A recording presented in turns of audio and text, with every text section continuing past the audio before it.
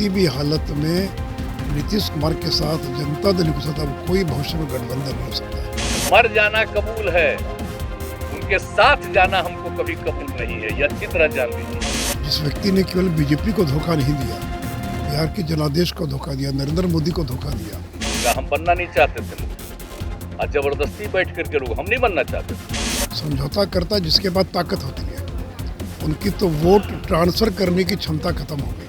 अब आगे का चुनाव होगा तब न देखिएगा, अभी काहे के लिए चिंता कर रहे हैं। कहीं पर भी अब उनकी वोट दिलाने की जो क्षमता होती है वो क्षमता समाप्त हो गई है। देखिए ना, जब उसका चुनाव होगा तब देख लीजिएगा रिजल्ट जो आएगा कि किसी भी हालत में नीतीश कुमार के साथ जनता दल के साथ अब कोई भविष्य में गठबंधन नहीं हो सकता है। जिस व्यक्ति ने केवल बीजेपी को धोखा नहीं दिया, बिहार के जनादेश को धोखा दिया, नरेंद्र मोदी को धोखा दिया, उस व्यक्ति के साथ अब इस जिंदगी में कोई समझौता नहीं हो सकता है। और देखिए वो तो अब एक लायबिलिटी हो गए, एक बोझ हो गए। हम लोग तो सवाल ही नहीं पैदा होता है। मर जाना कबूल है, उनके साथ जाना हमको कभी कबूल नहीं है, ये अच्छी तरह जान लीजिए, समझ लीजिए। सब बोगस बात है। काहे के लिए बोल रहा है? इतना हिम्मत करके फिर मेहनत करके लाला करके हमको किया, क्या क्या कर दिया था? बिना मतलब का इनके पिताजी पर सब पर केस फेस करके क्या कर दिया था? अब बिना मतलब का हमको ही करके, और उसके बाद फिर जो हम लोग खत्म किए था, फिर कुछ करने के चक्कर में कि इन लोगों को कैसे इधर से उधर करे, यही सब चक्कर में, समझ गए ना। समझौता करता जिसके पास ताकत होती है, उनकी तो वोट ट्रांसफर करने की क्षमता खत्म हो गई। वो 44 सीट जीते, और जब वो तब जीते जब नरेंद्र मोदी आकर उनके पक्ष में भाषण किया, नहीं तो 15 सीट भी नहीं जीत पाते।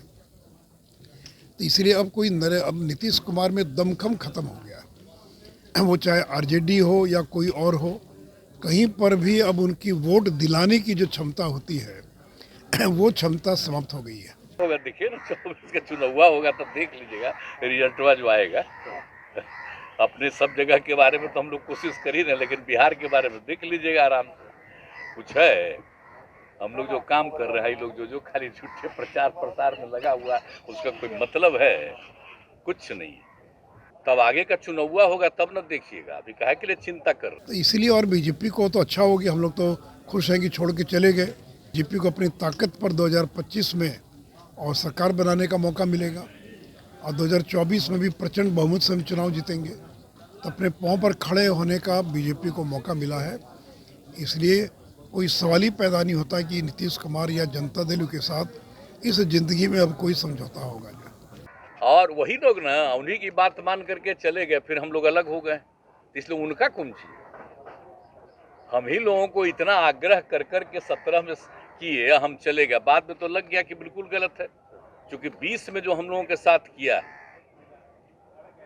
किस तरह से किया है सब चीज को करने का, हम बनना नहीं चाहते थे मुख्यमंत्री, और जबरदस्ती बैठ करके लोग हम नहीं बनना चाहते थे कि भाई आपका सीट ज्यादा जीता आप बनिए, लेकिन वो जबरदस्ती करके। और बाद में जो हमने देखा कि पहले तो सब ठीक से करता था, इधर उधर करने लगे सब लोग, तो हमने तो भाई मेरे पार्टी के सब लोग बोलता था कि हम लोग जो जीते हैं, देखिए अपने बल पर, बाकी सब बताया था कि हमको किस तरह से हरवाया गया। अब वो लोग जो जीता तो उसमें तो हम लोगों की पार्टी का जो भी समर्थक था दिया वोट।